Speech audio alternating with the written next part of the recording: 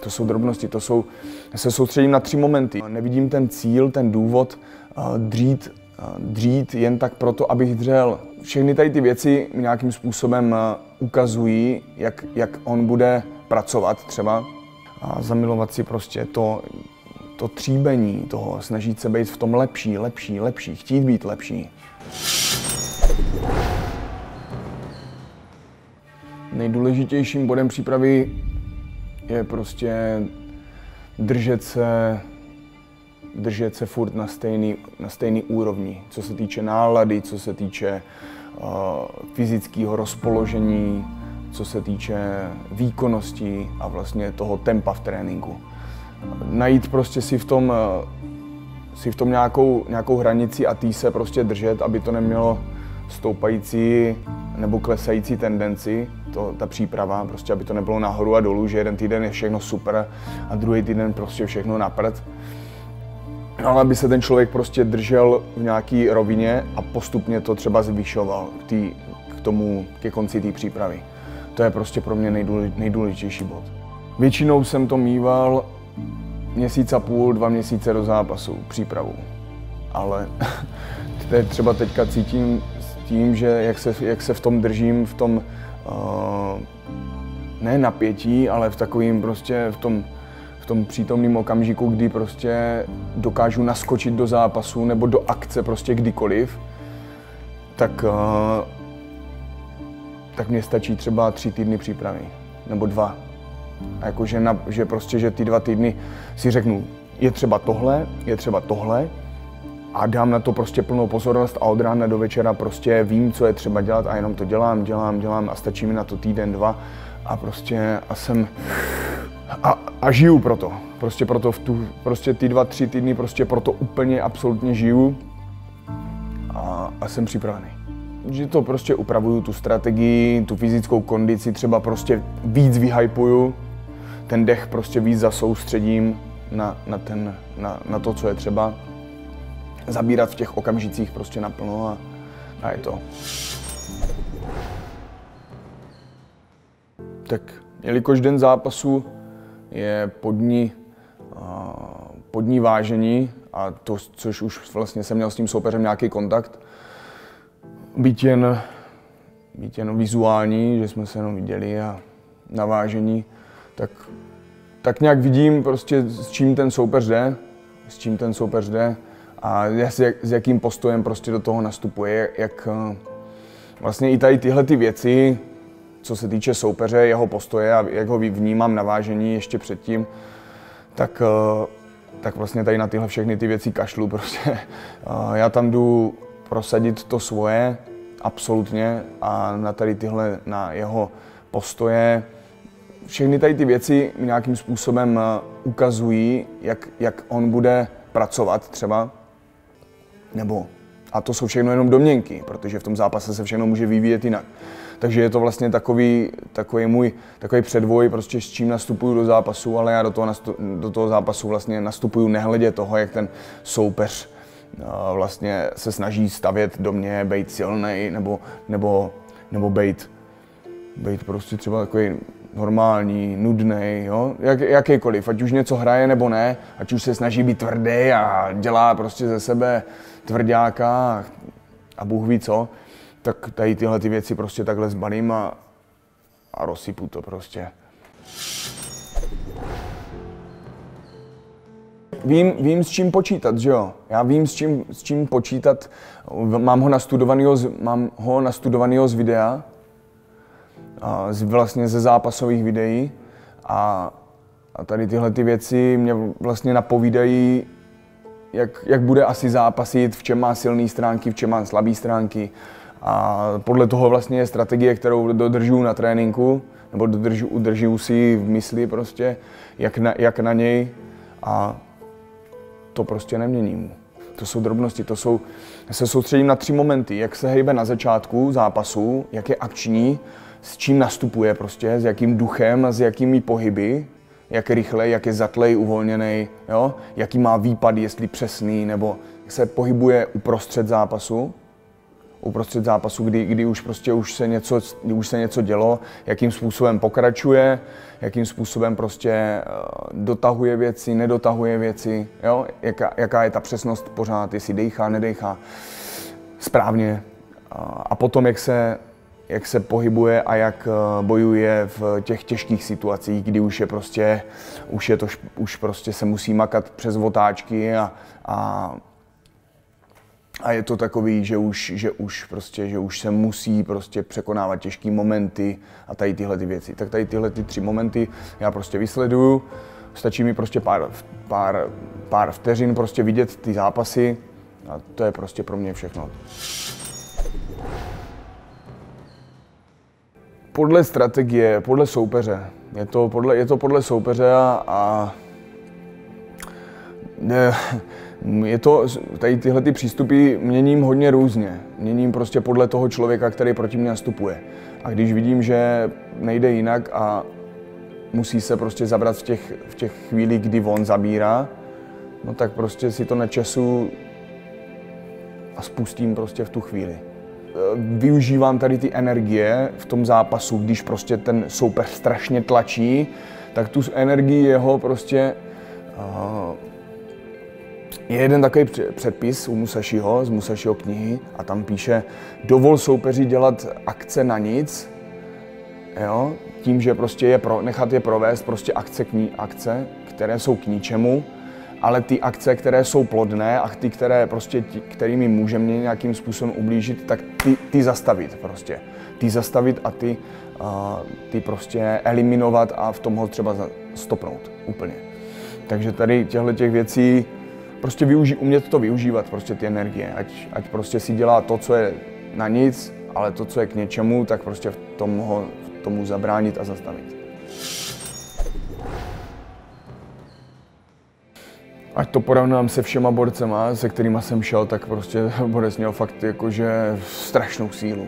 Jako hroznou sílu měl a ne takovou tu tahací, takovou tu těžkopádnou, ale fakt takovou tu dynamickou prostě sílu, takovou tu fakt jakože tvrdou sílu, jakože neskutečnou, dynamickou.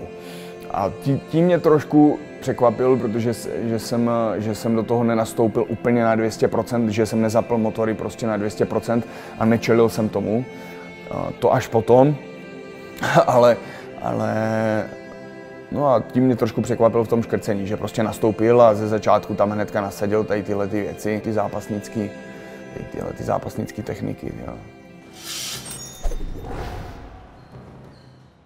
Udělám si prostě poznámku v hlavě, zvizualizuju si to v hlavě, prostě v mysli a prostě už vím, že když kopne, tak prostě buď na to zareaguju, nebo můžu uhnout, cokoliv, ale dám si tam prostě takovej puntík prostě, kdy to mám prostě pořád na pozornosti, jo, pořád to mám prostě před očima, dá se říct. Ale většinou se prostě musí jednat spontánně. A ten člověk musí být uvolněný, prostě v té mysli prázdnej v tu chvíli, kdy jde do toho boje, aby dokázal do toho pustit tu svou fantazii, aby to miloval ten boj v tu chvíli a dokázal v tom prostě fakt čarovat, skákat, prostě když je potřeba, tak vyskočit, když je potřeba, tak naznačit, když je potřeba, tak prostě zabrat nebo propustit, jo? Prostě fakt vidět a jenom nechat ten přítomný okamžik, aby sám čaroval prostě.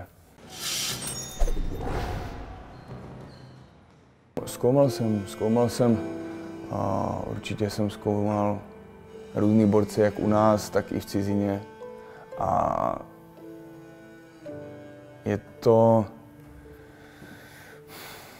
jak to říct, no, prostě neviděl jsem tam u některých lidí, a to hodně v Americe, v tom Jackson Wing, tam se mně to prostě líbilo, že ti borci fakt trénovali prostě tak, aby se fakt cítili dobře, tak, aby prostě přišli si do toho gymu,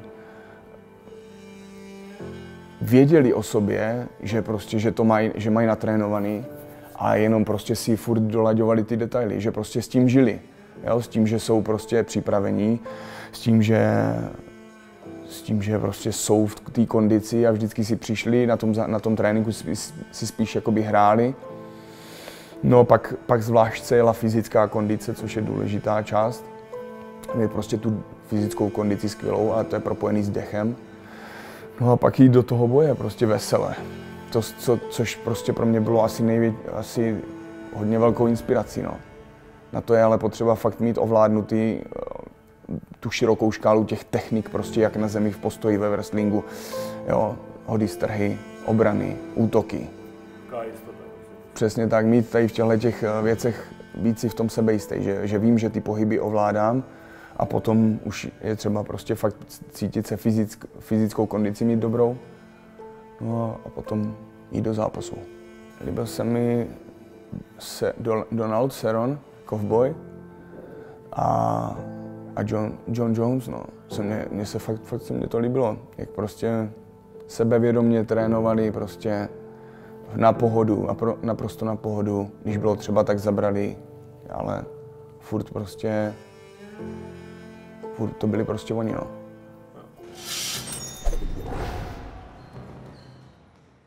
Není to zbytečně nucený, že prostě máš trénink takhle, jo, tady tuhletu extra disciplínu potřebuje voják, který potřebuje ten řád, který není svým vlastním pánem, který mu je potřeba rozepsat tady tyhle ty věci, jo. To je jak prostě pes, který musí poslouchat na povely, jo, jak kdyby to, ale když to ten člověk fakt sám chce od sebe, tak to bude dělat, aniž by musel poslouchat tady tyhle ty povely. Mít prostě extra trenéry, kteří na vás budou prostě houčet a nutit vás do toho tréninku překonávat prostě, jo. Když já budu chtít, tak se překonám, jo. Tady tohleto mě prostě pak dělá trošku víc problém v tom, že nevidím ten cíl, ten důvod dřít jen tak proto, abych dřel, jo. Jakože jít prostě jen tak a mučit se na tréninku, jakože jen tak proto, abych měl skvělou kondici.